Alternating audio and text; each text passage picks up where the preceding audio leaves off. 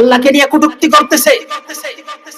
অথচ আমরা এই দেশের 92% মুসলমানের দেশে মুসলমানরা তাদের ভিতরে ঈমান এখনো জাগেই না। কিছু মানুষ তাদের বিরুদ্ধে যাইতেছে আর কিছু মানুষ তাদের পক্ষপাতিত্ব করতেছে। বলেন, যেই লোকটা আল্লাহর বিরোধিতা করে আল্লাহর জমিনে থেকে, এই লোকটা কি মুসলমান থাকে না মুরতাদ হয়ে যায়? মুরতাদ হয়ে যায়। মান সাব্বা নাবিয়ান ফাকতুলু। তো নবীকে যদি কেউ কটূক্তি করে, রাসূলকে যদি কেউ গালিগালাজ করে, তাকে শরীয়তের কতলের কথা আসছে। আর যে স্বয়ং আল্লাহকে নিয়ে কটূক্তি করে, তাকে তো একবার না, আমার মনে হয় তাকে কয়েকবার কতল করা দরকার। يضلله فلا هادي له ونشهد أن لا إله إلا الله وحده لا شريك له ونشهد أن سيدنا وحبيبنا ومولانا محمد أرسله بالحق بشيرا ونذيرا وداعيا إلى الله بإذنه وسراجا منيرا. قال الله تعالى في كلامه المجيد وفرقانه الحميد: أعوذ بالله من الشيطان الرجيم. بسم الله الرحمن الرحيم.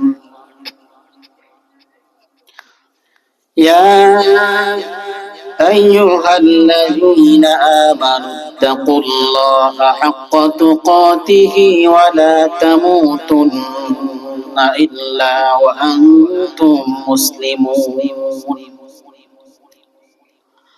قال رسول الله صلى الله عليه وسلم: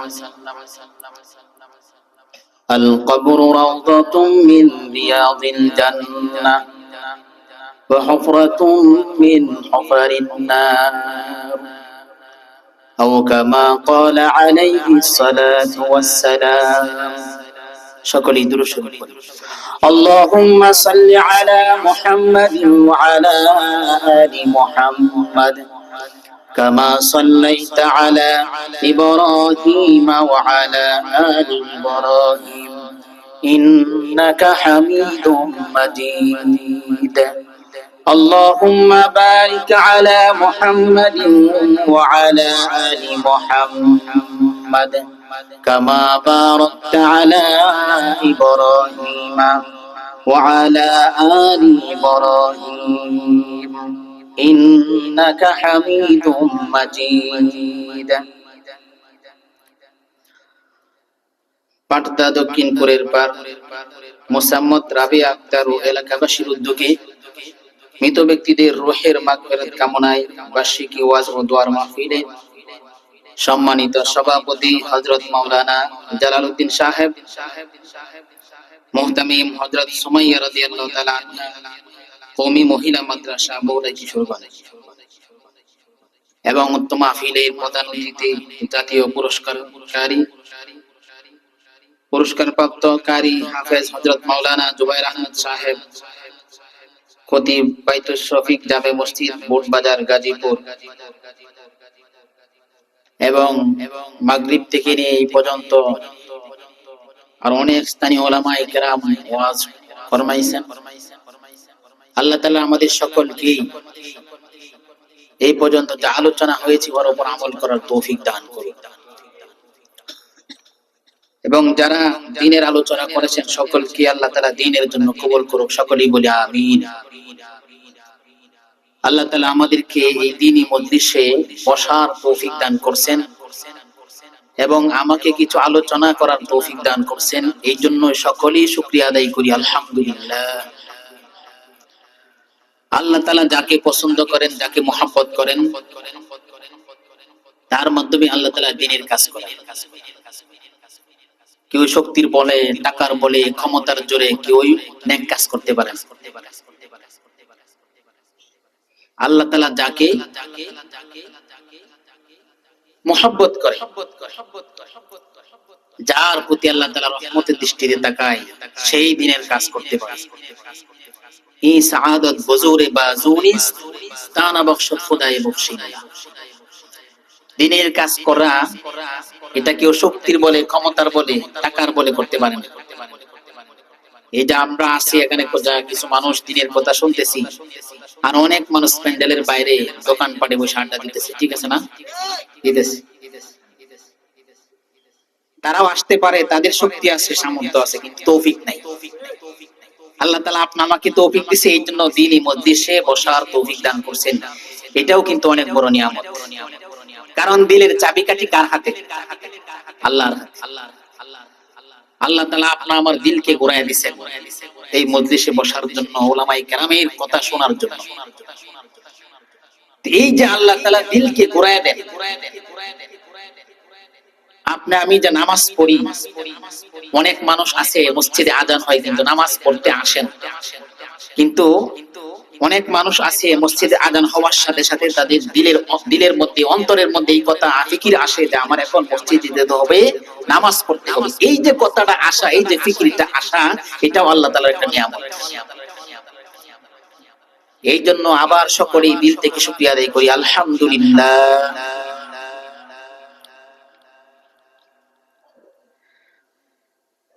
এখানে লেখা আছে মৃত ব্যক্তিদের রূহের মাগফিরাতের কামনা, যারা কবরের মধ্যে আছে তাদেরকে উদ্দেশ্য করে আজকের এই মাহফিল। এই মাহফিল যদি আজকে কামিয়াব হয়, কবুল হয়, তাহলে এর একটা নেকি যারা কবর দেশে আছে তারা পাবে। এই জন্য আমরা যারা এখানে বসছি সকলেই আমলের নিয়তে বসবেন ইনশাআল্লাহ। যে কথাগুলো শুনবো আমলের নিয়তে শুনবো, তাহলে আমাদের এই কথাগুলো শোনা সার্থক হবে। আল্লাহ তাআলা আমাদেরকে অনেক নিয়ামত দিয়ে রাখছেন, অসংখ্য নিয়ামত আল্লাহ তাআলা আমাদেরকে দিয়ে রাখছেন। আমরা কিন্তু সেই নিয়ামতের দিকে তাকাই না। আমরা শুধু নিয়ামত মনে করি টাকা পয়সা। যার বেশি ধন দৌলত আছে, ব্যবসায় উন্নতি হইতেছে, টাকা পয়সায় আসতেছে, তারাই মনে নিয়ামত তাদেরকে আল্লাহ তাআলা দিয়ে রাখছে, তারা নিয়ামতের মধ্যে ডুবে আছে, এটা আমরা মনে করি না। টাকা পয়সাই শুধু নিয়ামত না, এই যে আমরা ঈমানদার মুমিন, আল্লাহ তাআলা আমাদেরকে ঈমানের মতো দৌলত দান করছে, এটাও কিন্তু অনেক বড় নিয়ামত। এটা অনেক বড় নিয়ামত। কারণ ঈমান এমন একটা জিনিস, এই ঈমান যার ভিতরে আছে, সরিষা দানা পরিমাণ ঈমান যার ভিতরে থাকবে, সে যদিও মরার পরে তার ঠিকানা জাহান্নামে কিছুদিনের জন্য হবে, কিন্তু একদিন না একদিন সে জাহান্নাম থেকে বের হয়ে জান্নাতে যাবে। এর কারণ হলো কি? ঈমান। আর সর্বনিম্ন যার ঈমান থাকবে তাকেও এই দুনিয়ার 10 দুনিয়ার সমান একটা জান্নাত দান করবে। সুবহানাল্লাহ। তাহলে ঈমানের দাম আছে না নাই? এই জন্য ঈমান অনেক দামি জিনিস। ঈমান একটা মূল্যবান জিনিস, ঈমান একটা দামি জিনিস। এই জন্য আল্লাহর কাছে শুকরিয়া আদায় করতে হবে, আলহামদুলিল্লাহ। আর অসংখ্য নিয়ামত, সেই নিয়ামতের আলোচনা যদি এখন করি তাহলে সারা রাত চলে যাবে। আপনার আমার বডিটার দিকে তাকায়, তাহলে কত নিয়ামত আল্লাহ তাআলা আমাদেরকে দিয়ে রাখছে। কিডনি বলেন, চক্ষু বলেন, বাউল বলেন, যেগুলো মানুষ লক্ষ লক্ষ টাকা দিয়ে খুঁজে কিনতে পায় না, যখন প্রয়োজন হয়। আল্লাহ তাআলা আমাদেরকে অসংখ্য নিয়ামত দিয়ে রাখছে। সেই নিয়ামত দেওয়ার পরেও আমরা আল্লাহ তাআলার নাফরমানি করি আল্লাহর জমিনের মধ্যে। এমনও মানুষ দেখা যায়, বর্তমানে দেখা যাইতেছে, মুসলমান হয়ে আল্লাহর জমিনে থেকে আল্লাহর বিরুদ্ধে কথা বলতেছে, আল্লাহর বিরুদ্ধে, আল্লাহকে নিয়ে কটূক্তি করতেছে। অথচ আমরা এই দেশের 92% মুসলমানের দেশে মুসলমানরা, তাদের ভিতরে ঈমান এখনো জাগেই না। কিছু মানুষ তাদের বিরুদ্ধে চাইতেছে, আর কিছু মানুষ তাদের পক্ষপাতিত্ব করতেছে। বলেন, যেই লোকটা আল্লাহর বিরোধিতা করে আল্লাহর জমিনে থেকে, এই লোকটা কি মুসলমান থাকে না মুরতাদ হয়ে যায়? মুরতাদ হয়ে যায়। যে ব্যক্তি রাসূলকে গালি দেয়, যে ব্যক্তি রাসূলকে গালি দেয়, শরীয়তের বিধান হলো তাকে কতল করা। রাসূলকে নিয়ে যে কটূক্তি করে, মান সাব্বা নাবিয়ান ফাকতুলু, তো নবীকে যদি কেউ কটূক্তি করে, রাসূলকে যদি নিয়ে কেউ গালিগালাজ করে, তাকে শরীয়তের কতলের কথা আসছে। আর যে স্বয়ং আল্লাহকে নিয়ে কটূক্তি করে, তাকে তো একবার না, আমার মনে হয় তাকে কয়েকবার কতল করা। শুধু আল্লাহকে নিয়ে কটূক্তি না, কোরআনকে নিয়ে কটূক্তি করছে। সকলেই জানেন, এখন নেটের জগৎ, সকলেই এই বিষয় জানে। যাই হোক, আমার বিষয় এটা বলতেছিলাম, আল্লাহর জমিনে থেকে আমরা আল্লাহর নাফরমানি। আমি যে আয়াত কানা তেলাওয়াত করছি, আল্লাহ তাআলা কোরআনের মধ্যে বলেন, শেষ অংশে, আয়াতের শেষ অংশের মধ্যে বলেন, ওয়ালা তামুতুন্না ইল্লা ওয়া আনতুম মুসলিমুন, তোমরা মুসলমান না হয়ে কিন্তু মৃত্যুবরণ করিও না। আল্লাহ তাআলা কোরআনের মধ্যে বলেন, ইয়া আইয়ুহাল্লাযীনা আমানুত্তাকুল্লাহা হাক্কা তুকাতিহি ওয়া লা তামুতুন্না ইল্লা ওয়া আনতুম মুসলিমুন। হে ঈমানদারেরা, তোমরা আল্লাহ তাআলাকে ভয় করো, ভয় করার মতো ভয় করো। ওয়া লা তামুতুন্না ইল্লা ওয়া আনতুম মুসলিমুন, মুসলমান না হয়ে মৃত্যুবরণ করিও না। আল্লাহ তাআলা কোন কাফেরদেরকে এই কথা বলে নাই। আল্লাহ তাআলা ঈমানদারদেরকে, মুসলমানদেরকে এই কথা বলতেছেন, হে ঈমানদারেরা, আল্লাহ তাআলাকে ভয় করো, ভয় করার মতো এমন এমন ভয় করো, ভয় করার মতো। ওয়ালা তামুতুন্না ইল্লা ওয়া আনতুম মুসলিমুন, এমন মুসলমান হয়ে দুনিয়া থেকে ঈমানদার হয়ে মৃত্যুবরণ করো, বেঈমান হয়ে আমার কাছে আসিও না। দুনিয়া থেকে যখন আমার সাথে দেখা করার জন্য আসবা, ঈমান নিয়ে আসো, নেক আমল নিয়ে আসো। নেক আমল না নিয়ে যদি কবর দেশে যায়, আমার আগে যিনি বয়ান করছিলেন মৃত্যুর কিছু আলোচনা করেছিলেন। যিনি নেককার হবে, যিনি বদকার হবে, তাদের মৃত্যু কেমন হবে? আমরা সব মৃত্যুর আলোচনা শুনছি, কিন্তু মৃত্যু যে কত ভয়ঙ্কর জিনিস,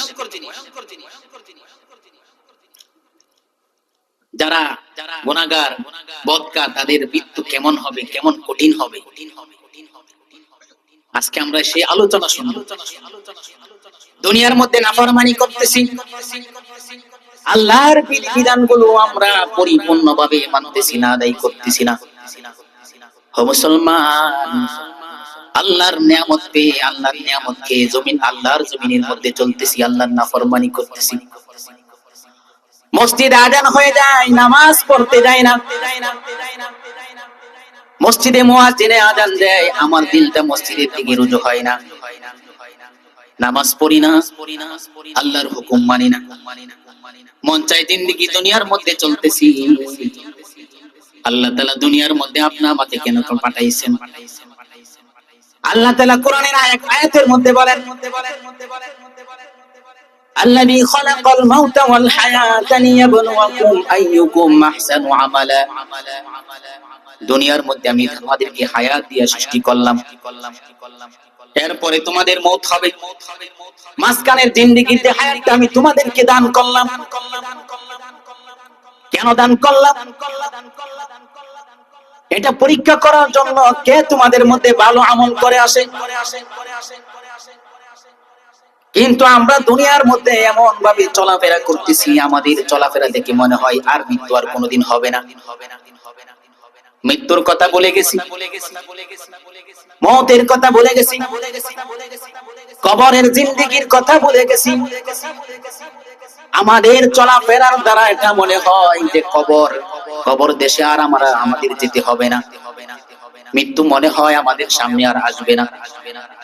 আমাদের চলাফেরাটা এমন হয়ে গেছে, মৃত্যুকে আমরা বলে গেছি। কিন্তু জানি না বদকারের যে হবে, যে নাফরমানি হবে, যে দুনিয়ার মধ্যে আল্লাহর নাফরমানি করবে, আল্লাহর হুকুমগুলা পরিপূর্ণভাবে মানবে না, তার মৃত্যুটা কেমন হবে?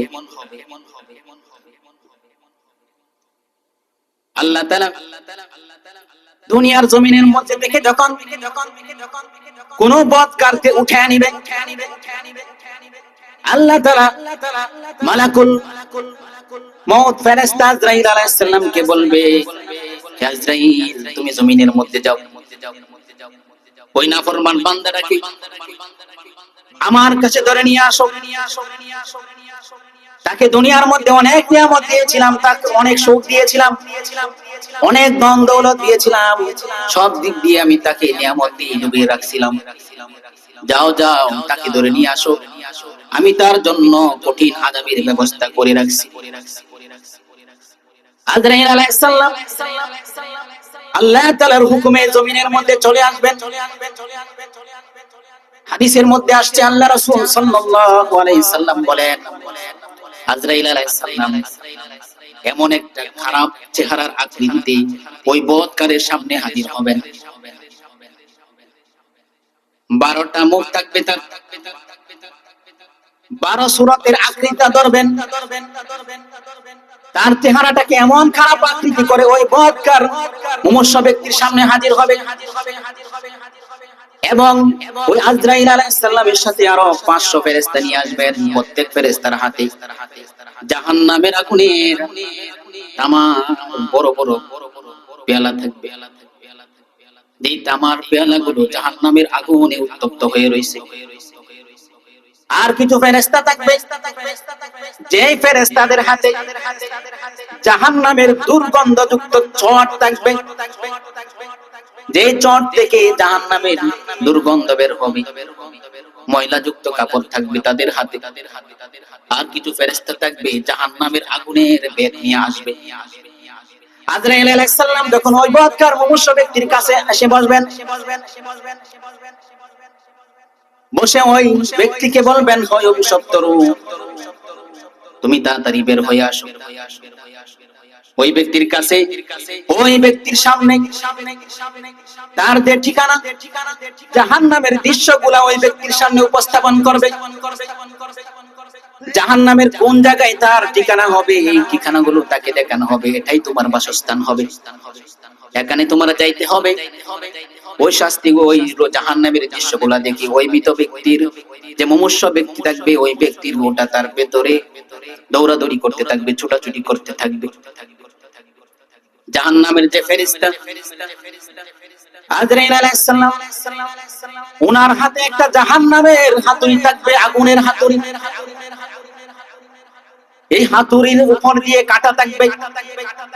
হাদিসের মধ্যে আসছে আল্লাহ রাসূল সাল্লাল্লাহু আলাইহি সাল্লাম বলেন, আজরাইল আলাইহিস সালাম এসে ওই মুমূর্ষু ব্যক্তি বৎকারের শরীরের মধ্যে ওই হাতুড়ির দ্বারা প্রহার করতে থাকবে।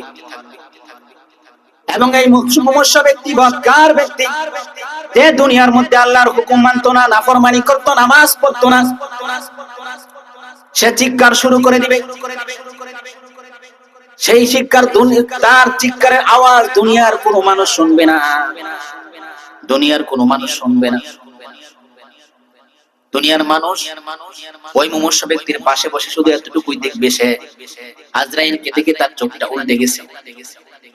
প্রতিবেশীরা এসে বীর করবে, প্রতিবেশীরা এসে বীর করে আর বলবে, অমুকের অবস্থা খুব খারাপ, কিছুক্ষণের মধ্যে দুনিয়া থেকে চলে যাবে।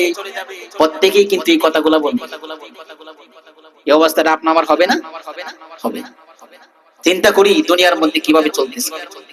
আপনি আমি যদি বৎকার হই, আল্লাহ না করুক, এই অবস্থাটা আপনি আমারও হতে পারে।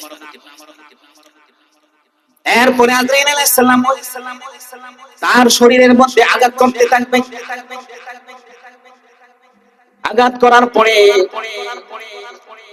জাহান্নামের যে ফেরেশতারা আগুনের যে বেত নিয়ে আসছে, অন্য ফেরেশতারা ওই জাহান্নামের আগুনের বেত দিয়ে ওই মুমূর্ষু বৎকার ব্যক্তির শরীরের মধ্যে জোরে জোরে প্রহার করতে থাকবে, আঘাত করবে। ওই মুমূর্ষু ব্যক্তি অজ্ঞান হয়ে যাবে।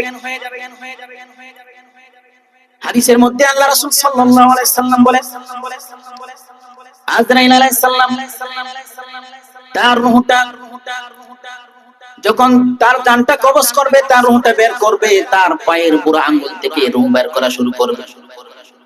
হাদিসের মধ্যে আসছে এমন কষ্ট হবে, এমন কষ্ট হবে, মৌতটা এমন ভাবে হবে, বৎকারের মত এমন হবে, মৃত্যুর এত কষ্ট, মৃত্যুর এত যন্ত্রণা।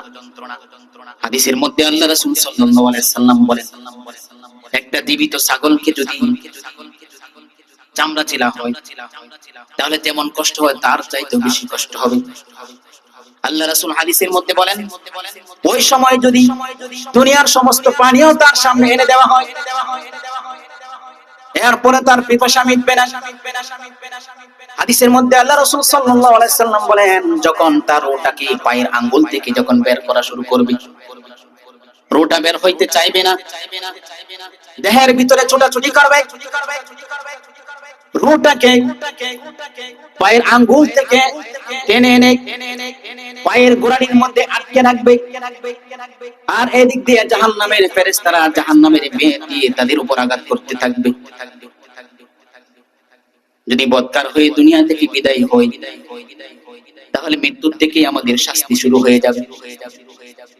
আল্লাহ রাসূল হাদিসের মধ্যে বলেন, ওই রূহটাকে টেনে আনতে আনতে হাঁটুর পর্যন্ত আনবে, হাঁটুর মধ্যে এনে আবার আজরাইল আলাইহিস সালাম তাকে আবার চেপে ধরবে, আর জাহান্নামের ফেরেশতারা জাহান্নামের আগুনের বের দিয়ে তাদেরকে প্রহার করতে থাকবে। এভাবে আস্তে আস্তে বুকের মধ্যে চলে আসবে, এরপরে রূহটা বের হতে চাইবে না, কারণ সে জানে এই শরীর থেকে আলাদা হওয়ার পর পরে আমার ঠিকানা হবে কোথায়? জাহান্নামে। কারণ মৃত্যুর আগ মুহূর্ত থেকে ওই রূহটাকে তার আসল ঠিকানা, তার বাসস্থানকে দেখানো হয়েছিল, যেই কারণে রূহটা তার দেহ থেকে বের হইতে চাইতেছে না। আল্লাহ রাসূল সাল্লাল্লাহু আলাইহি সাল্লাম হাদিসের মধ্যে বলেন,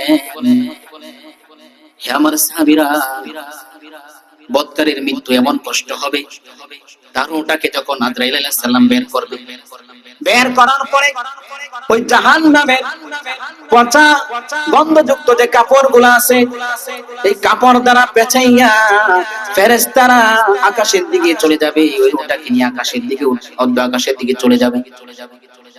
প্রথম আসমানে যাওয়ার পরে ফেরেশতারা জিজ্ঞাসা করবে, এটা কার রূহ? এই রূহ থেকে এত কেন দুর্গন্ধ আসতেছে? ফেরেশতারা বলবে, এটা অমুকের পুত্র অমুকের রূহ।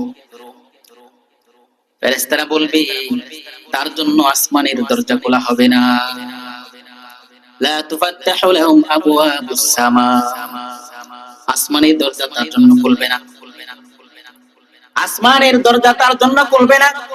আল্লাহ তাআলা কোরআনের মধ্যে বলেন, তার জন্য কোনো জান্নাত নাই, সে জান্নাতে যাবে না। যখন আসমানের দরজা খুলবে না, আল্লাহ তাআলা হুকুম করবেন ওই বদকারের রূহকে আর উপরে উঠেও না, তাকে নিক্ষেপ করা হবে, নিক্ষেপ করে জমিনের নিচে সিজ্জিনের মধ্যে রাখা হবে।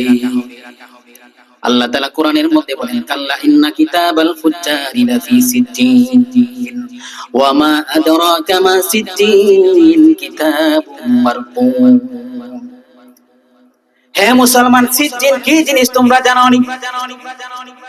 বদকার যারা হবে তাদের রূহগুলোকে আকাশে ওঠানো হবে না, আসমান পর্যন্ত যাওয়ার পরে আসমানের দরজা তাদের জন্য খোলা হবে না। আল্লাহ তাআলার হুকুমে ওই রূহগুলোকে জমিনের মধ্যে নিক্ষেপ করা হবে। আল্লাহ তাআলা বলবে, জমিনের নিচে যে সিজ্জিন আছে, এই সিজ্জিন একটা সিজ্জিনের মধ্যে তাদের রূহগুলোকে রেখে দেওয়া হয়, ওই সিজ্জিনের মধ্যে গিয়ে তাদের রূহের নাম লেখা হয়। মানুষ মারা যাওয়ার পরে দুইটা দপ্তরে নাম লেখে, যদি নেককার হয় তাহলে রূহটাকে ইল্লিয়িন জায়গা নিয়ে যায়, এখানে গিয়ে তার নাম লিখে আসে। আর যদি বদকার হয় তা এই রূহটাকে নিয়ে সিজ্জিনের মধ্যে যাওয়া হয়। মৃত ব্যক্তি যদি বদকার হয় তাহলে এমন কষ্ট হয়। এই জন্য দুনিয়া থেকে আমাদের সকলেরই বিদায় হইতে হবে, নাকি কেউ থাকবো? মৃত্যুর স্বাদ সকলেরই গ্রহণ করতে হবে। যারা কবর দেশে চলে গেছে, মৃত্যুর যে কত কষ্ট এটা যারা মৃত্যুবরণ করছে তারাই জানে, ছাড়া কেউ কিন্তু আল্লাহ রাসূল সাল্লাল্লাহু আলাইহি ওয়াসাল্লাম এগুলো তো হাদিসের মধ্যে বলে গেছে। এরপরে ওই রূহটা সিজ্জিনের মধ্যে নেওয়া হবে, রূহকে নিয়ে ওই সিজ্জি নামক দফতরের মধ্যে রূহের নাম লেখা হবে, নাম লিখে আবার রূহকে ফিরিয়ে দেওয়া হবে। ওই মৃত ব্যক্তিকে যখন কবরে রাখা হবে, হাদিসের মধ্যে আসছে আয়েশা রাদিয়াল্লাহু তাআলা আনহা বলেন, আল্লাহ রাসূল সাল্লাল্লাহু আলাইহি সাল্লাম রাতের বেলা যখন আমার ঘরে আসতো, প্রতিদিনের ন্যায় আজকেও আমার ঘরের মধ্যে আসলো। আসার পরে আল্লাহ রাসূল সাল্লাল্লাহু আলাইহি ওয়াসাল্লাম আমার রানীর মধ্যে মাথা রেখে শুয়ে গেল। যখন রাসূল সাল্লাল্লাহু আলাইহি ওয়াসাল্লাম আমার রানীর মধ্যে মাথা রেখে যখন শুইলেন, তখন আমি চিন্তা করলাম, ফিকির করতেছি, হায়রে আখির নবীর উম্মত নবী বিহীন অবস্থায় আছে, নবী উম্মতের রাইকা ঘুমায় গেছে। এই কথা বলে চোখের পানি ছেড়ে দিয়েছেন। হঠাৎ করে চোখের একটা ফোঁটা আল্লাহ রাসূল সাল্লাল্লাহু আলাইহি ওয়াসাল্লামের চেহারা মোবারকে পড়ে গেল। আল্লাহ রাসূল জিজ্ঞাসা করলেন, হে আয়েশা, কি ব্যাপার, তুমি কেন কাঁদতেছো? তখন বলছেন যে আপনি যখন ঘুমিয়ে গেছেন তখন আমি এই কথাগুলো ফিকির করলাম, এই জন্য চোখের পানি চলে আসছে। আল্লাহ রাসূল সাল্লাল্লাহু আলাইহি ওয়াসাল্লাম আয়েশা রাদিয়াল্লাহু তাআলা আনহাকে বললেন, ইয়া আয়েশা, তোমাকে একটা প্রশ্ন করি, আচ্ছা বলো তো, একটা মানুষ মারা যাওয়ার পরে তার যে রূহটা আছে, এই রূহের সবচেয়ে কোন সময়টা বেশি কষ্টদায়ক? মারা যাওয়ার ওই মাইয়িতের সবচেয়ে কোন সময় বেশি কষ্টদায়ক? আয়েশা রাদিয়াল্লাহু তাআলা আনহা বলেন, আল্লাহ এবং আল্লাহর রাসূলই ভালো জানেন। রাসূল সাল্লাল্লাহু আলাইহি ওয়াসাল্লাম এর পরে বললেন, তুমি একটু মতামত বলো, তোমার একটা মতামত বলো। আয়েশা রাদিয়াল্লাহু তাআলা আনহা বললেন, মানুষ যখন মারা যায়, মারা যাওয়ার পরে যখন তাকে ঘর থেকে বের করে, তখন যখন সন্তানগুলো, বাপ মারা গেলে সন্তান এতিম হয়ে যায়, বাবা বাবা করে চিৎকার করে, তখন ওই সময় সবচেয়ে বেশি কষ্টদায়ক। আল্লাহ রাসূল সাল্লাল্লাহু আলাইহি ওয়াসাল্লাম বলেন, হ্যাঁ এই সময়টা অনেক একটা কষ্টদায়ক সময়। এছাড়াও সবচেয়ে কোন সময়টা বেশি কষ্টদায়ক? আয়েশা রাদিয়াল্লাহু তাআলা আনহা বলেন, ওই মৃত ব্যক্তিকে যখন বাড়ি থেকে গোসল করে জানাজার জন্য নিয়ে গিয়ে জানাজা দিয়ে যখন দাফন করা হয়, ওই সময় ওই রূহটা চিৎকার করতে থাকে। ওই সময় ওই রূহের জন্য ওই সময়টা অনেক কষ্টদায়ক রূহ। আল্লাহ রাসূল সাল্লাল্লাহু আলাইহি ওয়াসাল্লাম বলেন, এর চাইতে কষ্টদায়ক কোন সময়টা? তখন আয়েশা রাদিয়াল্লাহু তাআলা আনহা বলেন, ইয়া রাসূলুল্লাহ, ইয়া হাবিবাল্লাহ, আল্লাহ এবং আল্লাহর রাসূলই ভালো জানেন। তখন আল্লাহ রাসূল সাল্লাল্লাহু আলাইহি ওয়াসাল্লাম বলেন, হে আয়েশা, একটা মানুষ মৃত্যুবরণ করার পরে সবচেয়ে কষ্টদায়ক যে সময়টা হয়, সেই সময় হলো ওই মুর্দাকে যখন গোসল করায়, গোসলদানকারী যখন গোসল করায়, তখন ওই রূহটা চিৎকার করতে থাকে। ওই মৃত ব্যক্তির শরীর থেকে যখন কাপড়গুলা টেনে টেনে খোলা হয়, তখন ওই রূহটা চিৎকার করতে থাকে। যে রূহের চিৎকার দুনিয়ার কোনো মানুষ শোনে না, দুনিয়ার কোনো মানব জাতি শুনতে পায় না, এছাড়া অন্য অন্য প্রাণীগুলা শুনতে পায়। রূহ চিৎকার করে বলতে থাকে, হে গোসলদানকারী, আমি আল্লাহর শপথ করে বলছি, তুমি আমার শরীর থেকে যে কাপড়গুলা খুলতেছো, এই কাপড়গুলা আস্তে আস্তে খুলো, কারণ কিছুক্ষণ আগে আমার শরীরের উপর মৃত্যুর যে যন্ত্রণা হয়েছে, সেই যন্ত্রণা এখনো আমার শরীর থেকে যায় নাই। আমার শরীর থেকে কাপড়গুলা তুমি আস্তে আস্তে খুলো, না হলে আমার কোনো কষ্ট হইতেছে। সে রূহটা চিৎকার করতে থাকে।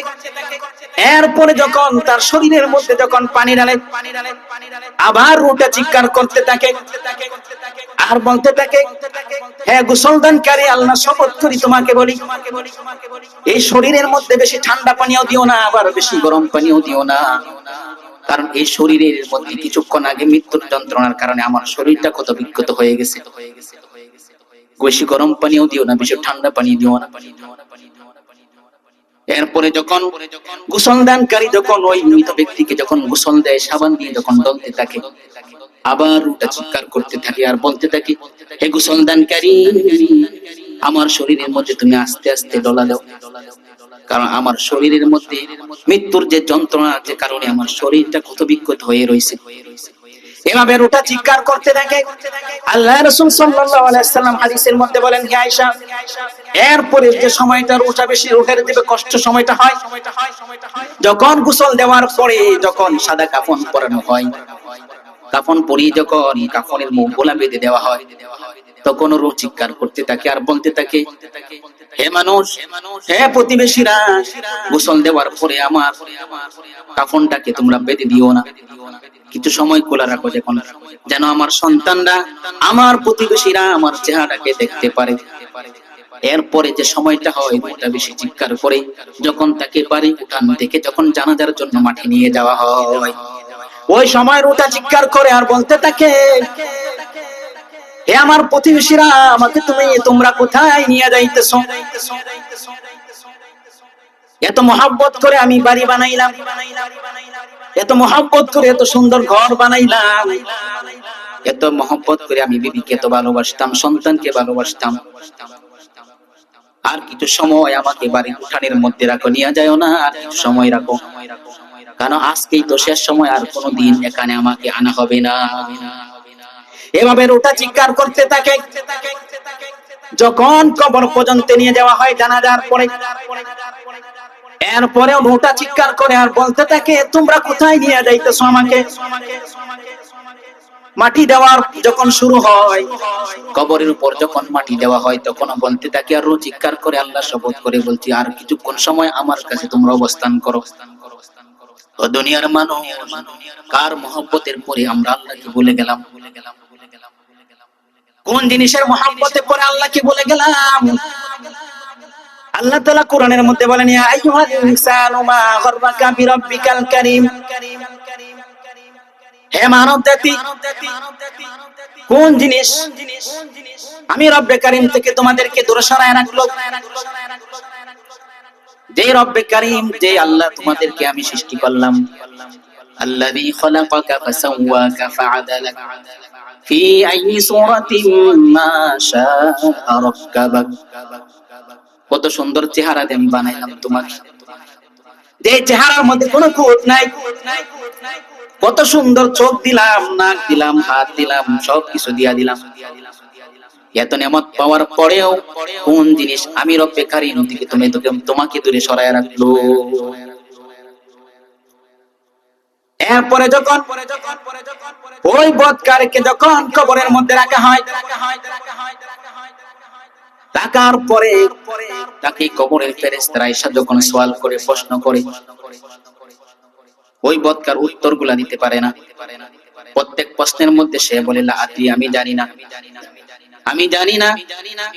আল্লাহ রাসূল সাল্লাল্লাহু আলাইহি ওয়াসাল্লাম হাদিসের মধ্যে বলেন, যখন উত্তরগুলা দিতে পারবে না, তার কবরটাকে আল্লাহ তাআলা জাহান্নামের একটা টুকরা বানায় দিবে। আর যদি নেককার হয়, তাহলে তার কবরটাকা জান্নাতের একটা বাগান হয়ে যাবে। আল্লাহ রাসূল সাল্লাল্লাহু আলাইহি ওয়াসাল্লাম হাদিসের মধ্যে বলেন, আল কবরু রাউযাতুম মিন রিয়াজিল জান্নাহ ওয়া হুফরাতুম মিন হুফারিন নার। কবরটা দুইটা জিনিস হবে, হয়তো জান্নাতের বাগান হবে, আর যদি নেককার না হয় তাহলে জাহান্নামের একটা গর্ত হয়ে যাবে। হাদিসের মধ্যে আল্লাহ রাসূল সাল্লাল্লাহু আলাইহি ওয়াসাল্লাম বলেন, ওই বদকারকে যখন কবরের মধ্যে রাখা হবে, রাখার পরে যখন সে ফেরেশতার সেই উত্তরগুলো দিতে পারবে না, প্রশ্নের জবাবগুলো দিতে পারবে না, আল্লাহ রাসূল বলেন, আল্লাহ তাআলা ফেরেশতাদেরকে বলে দিবে, ও তার কবরের সাথে জাহান্নামের একটা দরজা খুলে দাও, জাহান্নামের আগুন দিয়ে কবরটাকে ভরপুর করে দিবে।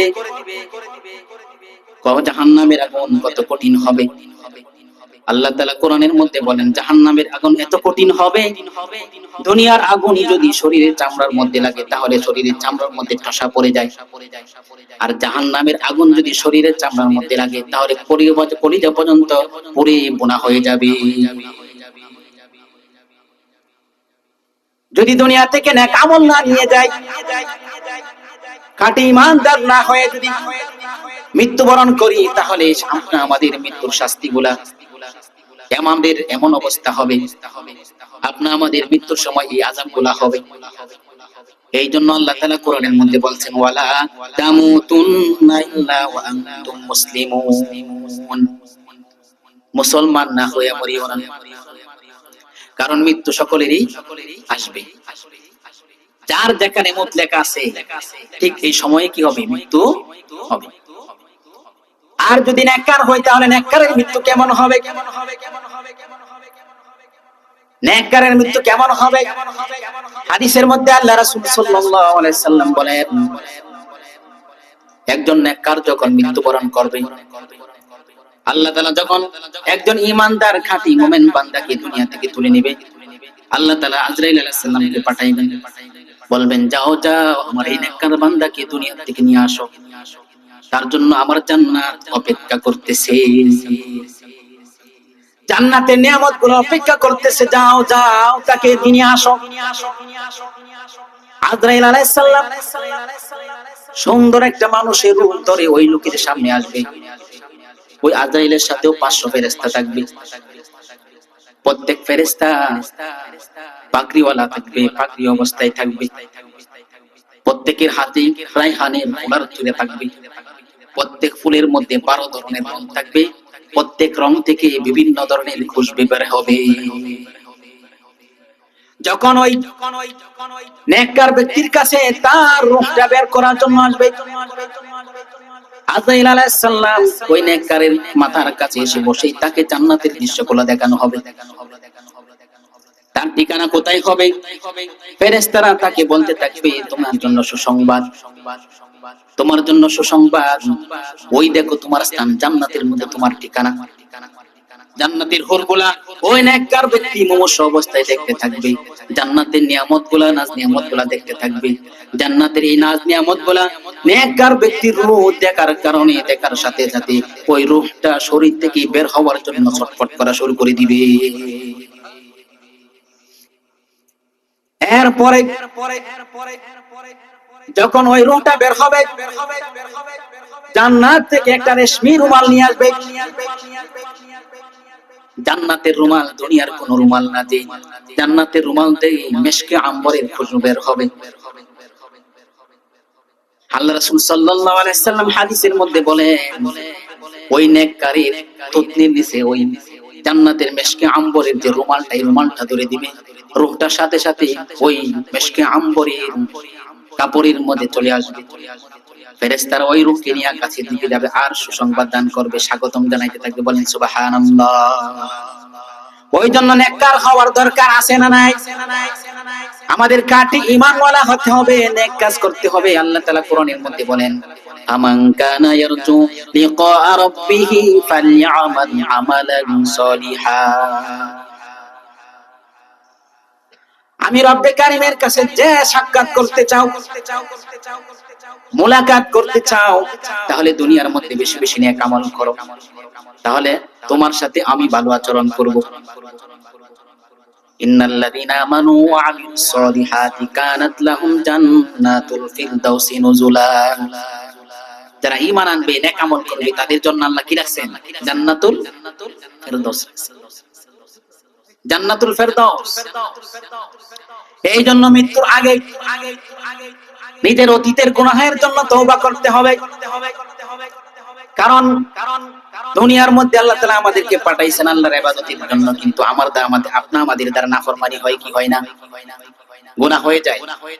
এখন তো এমন ফিতনার জামানা চলতেছে, গুনাহ না করলেও গুনাহ হয়ে যায়, গুনাহ না করলেও হয়ে যায়। এখন তো গুনাহ মানুষের পকেটে পকেটে। ফেসবুকটা করলেই মাইয়া দিছি চলে আসে। ইমো চালাইতেছি, ইমোতে কথা বলি না, দেখবেন ইমোটা কলটা কাটতে দিলে একটা মাইয়ার ইনভেস্ট চলে আসে। গুনাহ না চাইলেও গুনাহ সামনে হাজির হয়ে যায়। আল্লাহ রাসূল সাল্লাল্লাহু আলাইহি ওয়াসাল্লাম হাদিসের মধ্যে বলে গিয়েছেন, এমন একটা জামানা আসবে, তোমরা যতই গুনাহ থেকে বাঁচতে চাও, গুনাহ থেকে বাঁচার জন্য যদি, ফিতনা থেকে বাঁচার জন্য যদি পাহাড়ের গর্তে গিয়ে লুকাও, ওই জায়গাও তোমাকে গুনাহ গিয়ে তালাশ করবে, ফিতনা তোমাকে ওই জায়গায় গিয়ে খুঁজবে। এটা এই জামানা চলতেছে। এই জন্য হাদিসের মধ্যে আল্লাহ রাসূল সাল্লাল্লাহু আলাইহি ওয়াসাল্লাম বলেন, এমন একটা সময় আসবে, সকাল বেলায় মানুষ ঈমানদার থাকবে, বিকাল বেলায় বেঈমান হয়ে যাবে। আবার সন্ধ্যা বেলায় মুমিন থাকবে, সকাল বেলায় বেঈমান হয়ে যাবে। এর জন্য সর্বদাই তওবা ইস্তেগফারের মধ্যে থাকার দরকার। তওবা করতে হবে। আমাদের জীবনে অনেক গুনাহ আছে, অনেক গুনাহ, কিন্তু আল্লাহ তাআলা কোরআনের মধ্যে বলেন, বান্দারে যতই গুনাহ করো, যতই গুনাহ করো, আমার কাছে দিলে, আমার কাছে যদি খাঁটি দিলে তওবা করো, আমি আল্লাহ তাআলা maaf করে দিব। সুবহানাল্লাহ। আল্লাহ তাআলা কোরআনের মধ্যে বলেন, লা তাকনাতু মির রাহমাতিল্লাহ, আমার রহমত থেকে নৈরাশ হইও না। আমি যদি পাহাড় পরিমাণ গুনাহ করে ফেলি, সমুদ্রের পানি পরিমাণ যদি আমার গুনাহ হয়ে যায়, এরপরে আল্লাহ তাআলা আপনি আমার গুনাহকে maaf করবেন। কারণ আল্লাহ তাআলা রহমতের দরিয়ার সামনে আপনি আমার গুনার কিছুই না। আল্লাহ তাআলা রহমতের দরিয়ার সামনে আপনি আমার গুনাহ কিছুই না, সামান্য করে। এইজন্য আল্লাহ তাআলা কোরআনের মধ্যে বলেন, তোমরা তওবা করো, আমি আল্লাহর দিকে তওবা করে ফিরে আসো। যদি খাটি দিলে তওবা করো লাআল্লাকুম তুফলিহুন, তাহলে তোমরা সফল কাম হবে, কামিয়াব হবে, তোমাদের ঠিকানা হবে জান্নাত। কেমন তওবা করতে হবে? আমরা আমাদের তওবা করতে হবে, আস্তাগফিরুল্লাহ রাব্বি মিন কুল্লি যামবি ওয়া আতুবু ইলাইহি লা হাওলা ওয়ালা কুওয়াতা ইল্লা বিল্লাহিল আলিয়্যিল আযীম। ইস্তিগফার করতে হবে, তওবা করতে হবে, আল্লাহ তাআলার কাছে অতীতের গুনাহগুলো maaf চাইতে হবে। কারণ আপনার আমার জিন্দেগীর মধ্যে এমন গুনাহ আছে, আপনি আমি এমন গুনাহ করেছি, কেউই জানে না, একমাত্র জানেন কে? আল্লাহ তাআলা জানে। যদি খাঁটি দিলে আল্লাহ তাআলার কাছে তওবা করি, সেই গুনাহগুলো maaf করবেন কে? কারণ আল্লাহ তাআলা maaf করনে ওয়ালা। আল্লাহ তাআলা বান্দার দিকে চেয়ে থাকেন, আমার বান্দা কখন আমার কাছে তওবা করবে, আমার আমি আল্লাহর কাছে maaf চাইবে, আমি আল্লাহ তাআলা তাকে maaf করে দিব। हर गोरी देने के लिए तैयार है, जो ना मांगे उससे तो बेजार है। আল্লাহ তাআলা সর্বদাই বান্দাকে দেওয়ার জন্য তৈয়ার, maaf করে দেওয়ার জন্য তৈয়ার, কিন্তু আমরা আল্লাহ তাআলার কাছে maaf চাইতে পারি না। কেমন তওবা করতে হবে? সাহাবায়ে কেরাম যখন কোনো ভুল হয়ে যাইত, তখন তারা কিভাবে তওবা করতেন? হাদিসের মধ্যে আসছে, একজন সাহাবা সাআলাবা রাদিয়াল্লাহু তাআলা আনহু, আল্লাহ রাসূল সাল্লাল্লাহু আলাইহি সাল্লাম মক্কার মধ্যে থেকে যখন সাহাবীদেরকে নিয়ে জিহাদের ময়দানে গেলেন, সাআলাবা রাদিয়াল্লাহু তাআলা আনহু মদিনার মধ্যে রেখে গেলেন। সাআলাবা রাদিয়াল্লাহু তাআলা আনহু মদিনার এক সাহাবীর বাড়িতে গিয়ে একজন নারীর প্রতি তার বদ নজর চলে গেল। একজন নারীর প্রতি তার দৃষ্টি পড়ে গেল। দৃষ্টি পড়ার কারণে ওই মহিলার হাত ধরার জন্য চেষ্টা করলেন। ওই মহিলার হাতে যখন ধরল সাআলাবা রাদিয়াল্লাহু তাআলা, ওই মহিলা চিৎকার করে বলল, সাআলাবা তুমি নাকি মুহাম্মদের সাহাবী, তুমি নাকি আখিরি পয়গম্বরের সাহাবী, সাচ্চা একজন ব্যক্তি, তুমি কেন আমার হাত ধরলা? তুমি তো অনেক বড় নাফরমানি করলা, তুমি জালেম হয়ে গেলা। হে সাআলাবা, তুমি অনেক বড় গুনাহ করে ফেললা। এই কথা করার পরে সাআলাবা রাদিয়াল্লাহু তাআলা আনহু দৌড় দিয়ে মদিনা থেকে বের হয়ে এক জঙ্গলের মধ্যে গিয়ে তওবা ইস্তেগফারের মধ্যে লিপ্ত হয়ে গেলেন। আর চিন্তা করতেছি, আল্লাহ আমি কি গুনাহ করে ফেললাম? আমি তো অন্যের বিবির হাতে ধরে ফেললাম। কারণ পর পুরুষ অন্য মহিলার হাত ধরলে এটাও হাতের জিনা হয়ে যায়। যদি খায়ের সাথে নেওতে ধরে তাহলে কি হয়ে যায়? জিনা হয়ে যায়। সাআলাবা রাদিয়াল্লাহু তাআলা আনহু তওবা ইস্তেগফার করতেছেন, কান্নাকাটি শুরু করে দিলেন। এভাবে দিন চলতেছে। কিছুদিন পরে রাসূল সাল্লাল্লাহু আলাইহি সাল্লাম যুদ্ধের ময়দান থেকে হাজির হলেন। মদিনার মধ্যে সাহাবায়ে কেরাম আসলেন। যে মহিলার হাত ধরছিলেন ওই হলো সাআদ রাদিয়াল্লাহু তাআলা আনহুর বিবি ছিলেন ওই মহিলা। আর সাআলাবা হলো সাআদ রাদিয়াল্লাহু তাআলা আনহুর বন্ধু ছিলেন। সাআদ রাদিয়াল্লাহু তাআলা আনহু যখন মদিনার মধ্যে আসলেন, মদিনার মধ্যে এসে বিবির কাছে বললেন, আমার বন্ধু সাআলাবা কোথায়? সাআদ রাদিয়াল্লাহু তাআলা আনহু বললেন, আপনার বন্ধু সে নিজের পায়ের আমানতের মধ্যে খেয়ানত করেছে, সে তো খারাপ দৃষ্টিতে আপনার বিবির প্রতি সে হাত বাড়াইছে। এরপরে আমি তাকে বলছিলাম, আপনিও জালেম হয়ে গেছেন, আপনি তো অনেক বড় নাফরমানি করেছেন। এই কথা বলার পরে তিনি মদিনা থেকে বের হয়ে গেলেন। এরপরে সাআদ রাদিয়াল্লাহু তাআলা আনহু জিজ্ঞাসা করলেন বিবিকে, আমার বন্ধু সাআলাবা এখন কোথায়? বিবি বললেন, আমি জানি না কোথায় আছে। সাআদ রাদিয়াল্লাহু তাআলা খুঁজতে লাগলেন সাআলাবাকে। খুঁজতে খুঁজতে গিয়ে দেখলেন মদিনার পাহাড়ের মধ্যে, জঙ্গলের মধ্যে কান্নাকাটি করতেছে, তওবা করতেছে। সাআলাবা গিয়ে বললেন, বন্ধু, সাআলাবাকে বললেন, বন্ধু তুমি চলে আসো। সাআদ রাদিয়াল্লাহু তাআলা বললেন, চলো চলো মদিনায় চলো। সাআলাবা রাদিয়াল্লাহু তাআলা বললেন, আমি কিভাবে মদিনায় যাব? আমি যে এত বড় নাফরমান করলাম, গুনাহ করলাম, আমার দ্বারা এত বড় গুনাহ হয়ে গেল, আমি জালেম হয়ে গেলাম।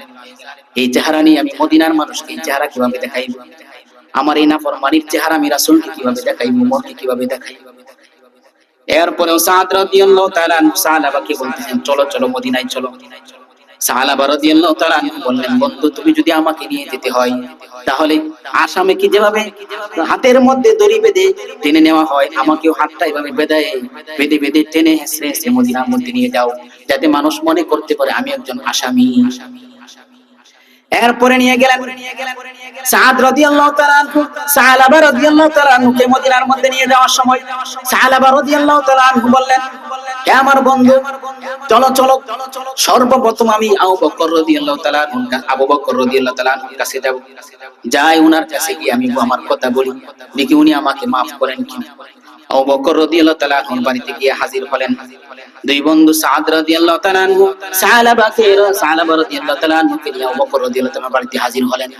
বিস্তারিত বললেন আবু বকর রাদিয়াল্লাহু তাআলা আনহু বললেন আল্লাহ তাআলা তোমার তওবা কবুল করবে কি করবে এটা আমি জানি না, তবে তুমি যে গুনাহ করেছো এই গুনাহগারকে আমার বাড়িতে জায়গা দিব না।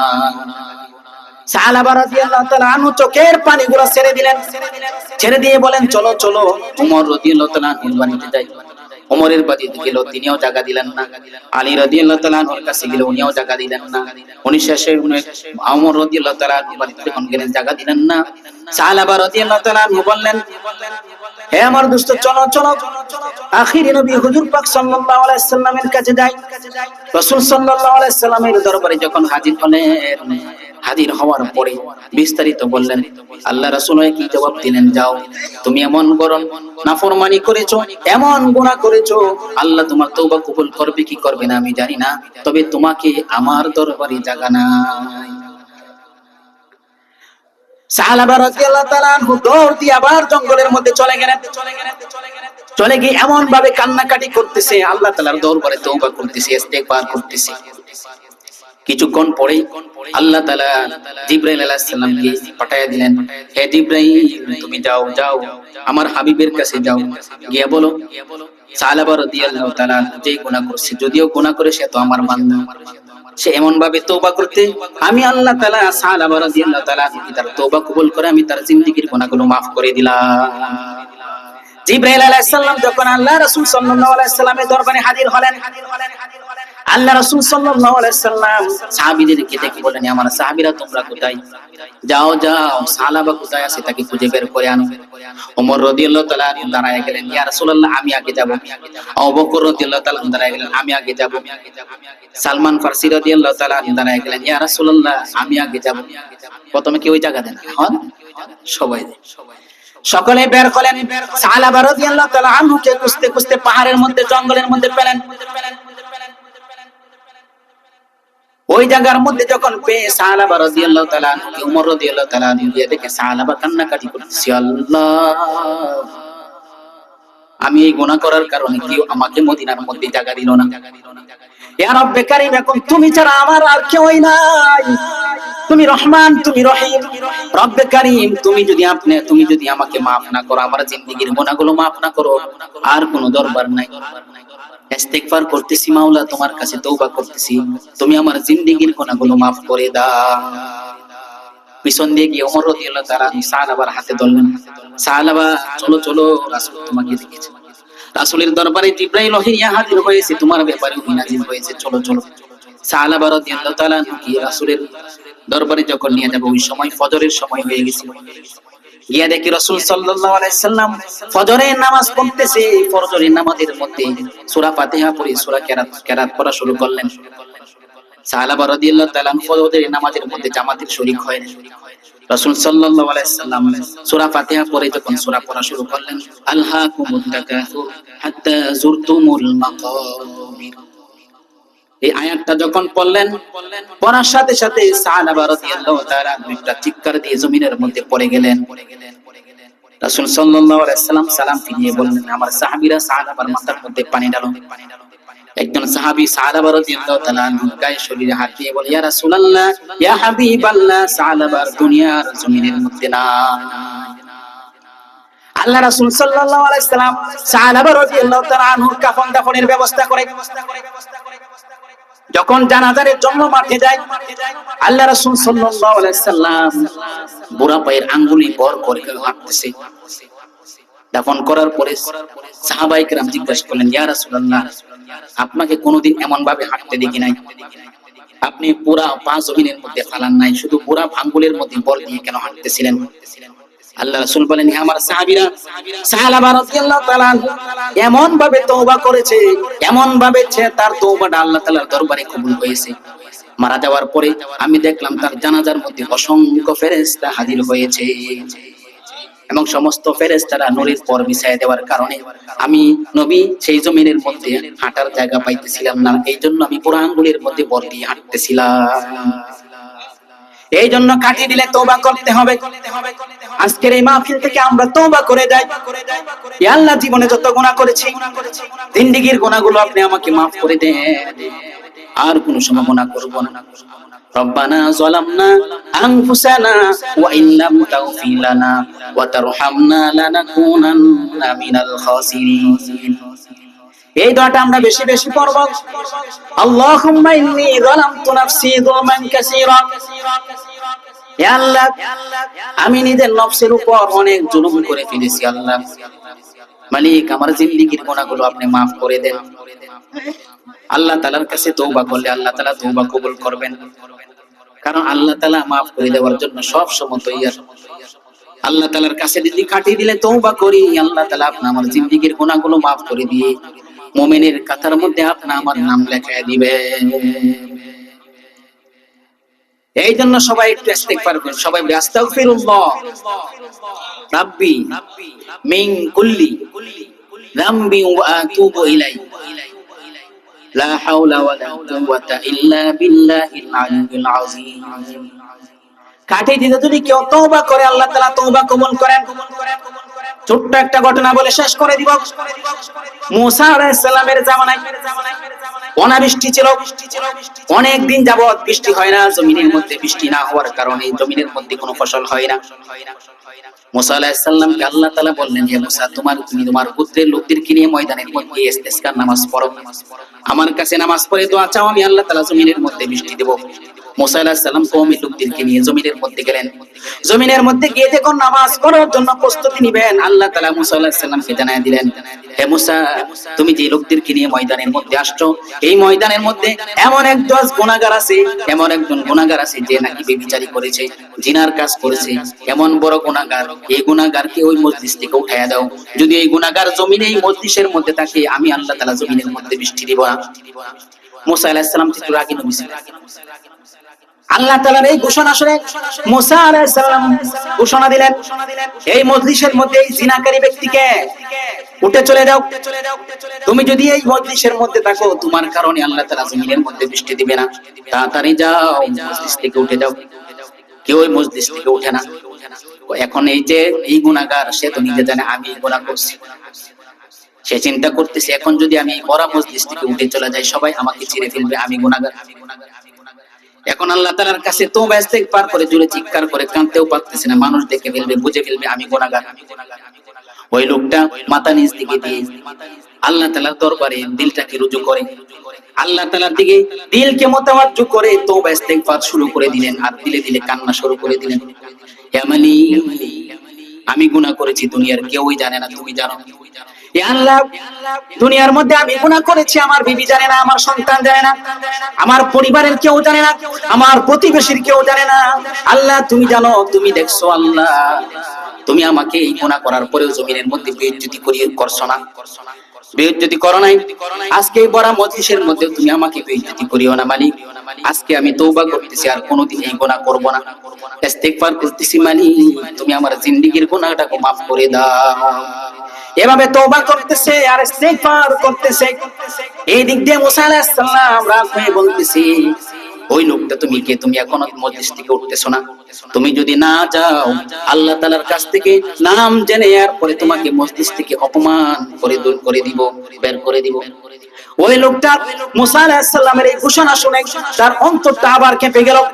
ইয়া আল্লাহ, তুমি রহমান, তুমি সাত্তার, তুমি এই বড় মজলিসের মধ্যে আমাকে অপমান করিও না। আল্লাহ আমি তওবা করতেছি, ইস্তিগফার করতেছি মালিক, তুমি রহমান, তুমি রহিম, তুমি গফুরুর রহিম।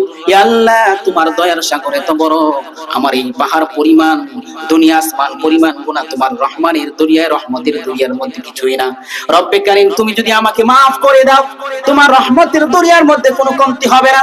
তুমি যদি আমাকে মাফ করে দাও, তোমার খাজানার মধ্যে কোনো কমতি হবে না। মালিক, এভাবে ওই লোকটা চোখের পানি নিজ থেকে মাথা রেখে ফেলে ফেলে আল্লাহ তাআলার কাছে দোয়া করতেছে। কিছুক্ষণ পরে মুসা আলাইহিস সালাম থেকে আকাশের মধ্যে মেঘ শুরু হয়ে গেল, জমিনের মধ্যে মুষলধারে বৃষ্টি শুরু হয়ে গেল। মুসা আলাইহিস সালাম বলেন, ইয়া আল্লাহ, কি ব্যাপার? মজলিস থেকে তো গুনাহগার ওঠে নাই, জমিনের মধ্যে বৃষ্টি কেন হলো? আল্লাহ তাআলা বলেন, হে মুসা, আমি যার কারণে বলেছিলাম জমিনের মধ্যে বৃষ্টি দিব না, আমি আল্লাহ তার কারণেই জমিনের মধ্যে বৃষ্টি দিয়ে দিলাম। মুসা আলাইহিস সালাম বলেন, আল্লাহ, এটা কি ব্যাপার? কিছুই বুঝলাম না। তুমি প্রথমে বললা জমিনের মধ্যে বৃষ্টি দিবা না, ওই ব্যক্তিতে, ওই গুনাহগার ব্যক্তি যদি মজলিস থেকে উঠে না যায়, আর এখন বলতেছে ওই ব্যক্তির জন্যই তুমি জমিনের মধ্যে বৃষ্টি দিলা, ব্যাপারটা কি বুঝলাম না। আল্লাহ তাআলা মুসা আলাইহিস সালামকে জানাইলেন, মুসা রে, ওই বান্দা গুনাহগার, যখন আমি ঘোষণা দিলাম, ঘোষণা দেওয়ার পরে তুমি যখন মজলিসের মধ্যে বলে দিলাম, বলে দেওয়ার সাথে সাথে এই জায়গায় বসে দিলে দিলে সে এমন ভাবে কাটি দিলে তওবা করেছে, আমি আল্লাহ তার তওবাটাকে আমি আল্লাহর দরবারে এমন ভাবে কবুল হয়েছে, তার তওবার কারণে আমি জমিনের মধ্যে বৃষ্টি দিয়ে দিলাম। এই জন্য তওবা করতে হবে, কাটি দিলে তওবা। যদি তওবা করে দুনিয়ার জমিনের মধ্যে বসে যদি আল্লাহ তাআলাকে একবার ডাক দেয়, আল্লাহ তাআলা বান্দার ডাকে 70 বার সাড়া দিবে। কিন্তু এমন একটা সময় আসবে যে মানুষগুলা জাহান্নামী হবে, জাহান্নামে বসে 70,000 বছর আল্লাহকে ডাকতে থাকবে, কিন্তু আল্লাহ তাআলা একবারও তাদের ডাকে সাড়া দিবে না। এই জন্য দুনিয়ার মধ্যে থেকে আল্লাহকে ভোলা যাবে না, আল্লাহ তাআলাকে ভোলা যাবে না। মৃত্যুর স্বাদ সকলেরই গ্রহণ করতে হবে। হাদিসের মধ্যে আল্লাহ রাসূল সাল্লাল্লাহু আলাইহি সাল্লাম বলেন, এই মৃত্যুর আগে মৃত্যুর সামানা তৈরি করো। মৃত্যুর আগে মুতু ক্বাবলা আন তামুত, তুমি মৃত্যুবরণ করার আগে, মৃত্যু হওয়ার আগে নিজেকে নিজে একবার মৃত্যুবরণ করো। একবার মসজিদে গিয়ে বসে একা কিভাবে চোখটা বুঝি চিন্তা করি, এখন তো আর কিছুই দেখা যায় না, কেউই তো আমার কাছে, কেউই নাই। আজকে দুনিয়ার পিছে, দুনিয়ার বিবি বাচ্চার পিছনে পড়ে, মহব্বতে পড়ে আখিরাতের কথা, কবরের কথা চিন্তা ভুলে গেছে। যারা কবরকে ভুলে যায়, মৃত্যুর কথা ভুলে যায়, তাদের 3টা মুসিবত, তাদের উপর 3টা মুসিবত আছে। মুসিবতটা কি জানেন? যারা মৃত্যুর কথা ভুলে যায়, মৃত্যুর কথা ভুলে যায়, কবরের জিন্দেগির কথা ভুলে যায়, তাদের উপর 3টা মুসিবত আছে। 1 নাম্বার হইলো, তাদেরকে যে কোনো সময় আসেন মসজিদে, আসেন নামাজ পড়েন, আরো পরে সময় হয়েছে না, দাঁড়িয়ে রাখেন, আরো পরে কি, আরো পরে, এটা কিন্তু একটা মুসিবত। আরো পরে বলা। আরেকটা হইলো, যদি আমার এটা হতো তাহলে কতই না ভালো হতো, যদি আমি অমুকের সাথে সাক্ষাৎ করতে পারতাম, অমুক দিন যদি আমার ব্যবসাটা হইতো তাহলে আমার জীবনে অনেক উন্নতি হইতো। এই যদি কথা, যারা মৃত্যুর কথা বলে যায়, তারা মাখলুকের উপর বিশ্বাস করে, তাদের ভরসা চলে যায় মাখলুকের, তাদের কবরের কথা স্মরণ থাকে না, খায়ের সাথে নফসানি বেড়ে যায়। এই জন্য দৈনিক হাদিসের মধ্যে আসছে, যে ব্যক্তি দৈনিক মৃত্যুর কথা 20 বার স্মরণ করবে, কয়বার? তার শহীদি মৃত্যু হবে। সুবহানাল্লাহ। এই জন্য মৃত্যুকে স্মরণ করতে হবে। মৃত্যুকে স্মরণ কেমন ভাবে করতে হবে? এক বাদশাহ এক হুজুরগর কাছে গেছে, হুজুর আমাকে আমল শিখিয়ে দেন, জানেন যেন মৃত্যুর কথা বেশি স্মরণ হয়, দুনিয়ার অফিকির অন্তর থেকে দূর হয়ে যায়। তখন পীর সাহেব হুজুর শিখিয়ে দিচ্ছে, তুমি বাদশারে শিখিয়ে দিচ্ছি, বাদশা সাহেব আপনি বাড়িতে গিয়ে বেশি বেশি মৃত্যুর কথা স্মরণ করুন। উনি বাড়িতে গিয়ে স্বর্ণের দানা দিয়ে একটা তসবিহ বানাইছে, বানিয়ে উনি সিংহাসনে বসে তসবিহ জপে, মৌত মৌত মৌত মৌত, মৃত্যুর কথা স্মরণ করে। তাই এইভাবে মৃত্যুর কথা স্মরণ করে, কিন্তু তার দিলের মধ্যে কোনো পরিবর্তন নাই। কিছুদিন পরে আবার হুজুরের দরবারে গেছে, হুজুর কি আমল দিলেন? দিলের কোনো পরিবর্তন তো নাই। তুমি কিভাবে, আপনি কিভাবে আমল করছেন? আমি বাড়িতে গিয়ে স্বর্ণের দানা দিয়ে একটা তসবিহ বানাইছি, সেই তসবিহ আমি দিয়ে জপছি, মৌত মৌত এভাবে স্মরণ করছি। এইভাবে তো আপনাকে বলি নাই জপার জন্য, এভাবে মৃত্যুর কথা স্মরণ করার জন্য বলি নাই। তাহলে হুজুর কিভাবে? তখন হুজুর বললেন, আমি আপনার বাড়িতে যাব, বাড়িতে গিয়ে সে আমল শিখে। এখন ওই হুজুর বাদশার বাড়িতে গেছে। যাওয়ার পরে বাদশার সিংহাসন দেখলেন, রাজ সিংহাসন যেটা, ওই সিংহাসনে গিয়ে বললেন, বাদশাহ আপনার যে সিংহাসনটা, এই সিংহাসনের কাজ কি? যে এই সিংহাসনের কাজ হলো, এই সিংহাসনে যে বসবে আর পয়সা যেটা হুকুম দিবে, এটাই আশেপাশের উজির বা লোকেরা বাস্তবায়ন করতে প্রস্তুত হয়ে যাবে। এই সিংহাসনে বসে যেটা হুকুম দিবে, এই হুকুমে কি হবে? কার্যকর। তখন হুজুর বললেন, তাহলে বাদশাহ কিছু সময়ের জন্য আমাকে এই সিংহাসনে বসার একটু অনুমতি দেন। তখন বাদশাহ চিন্তা করলো, হুজুর কি আনো বৈশার যেমন তেমন কিছু কইবো, আবল তাবল কিছু বলবো? হুজুর তো আর সিংহাসনের লোক নাই, ফিরসা হুজুর। ঠিক আছে হুজুর বসে। এখন ফিরসা হুজুর এই সিংহাসনে বৈশায় জল্লাদকে হুকুম করছে যে যে বাদশাহ ছিল, বাদশার গর্দান কাটো, বাদশাকে কতল করো। এখন এই সিংহাসনে বসে যা হুকুম করবে জল্লাদ তা করতে বাধ্য। এখন তো জল্লাদ বসে তার অস্ত্র নিয়ে প্রস্তুত, তার গলা কাটবে, আগলা করে ফেলবি। এই আদেশ শোনার সাথে সাথে বাদশা উনি অজ্ঞান হয়ে পড়ে গেছে। কিছুক্ষণ পর হুজুর এই জল্লাদকে বললেন, তুমি ওই বাদশার কানে কানে গিয়ে বলো তোমার উপর থেকে মৃত্যু করা, দণ্ড দেওয়ার যে হুকুম ছিল এটা উঠায় নেওয়া হয়েছে। কানে কানে গিয়ে বলার পরে তার জ্ঞান ফিরলো। এরপরে বাদশাকে জিজ্ঞাসা করলো, কি ব্যাপার, আপনার উপর এই হুকুম আসার পরে আপনি কেন অজ্ঞান হয়ে গেলেন?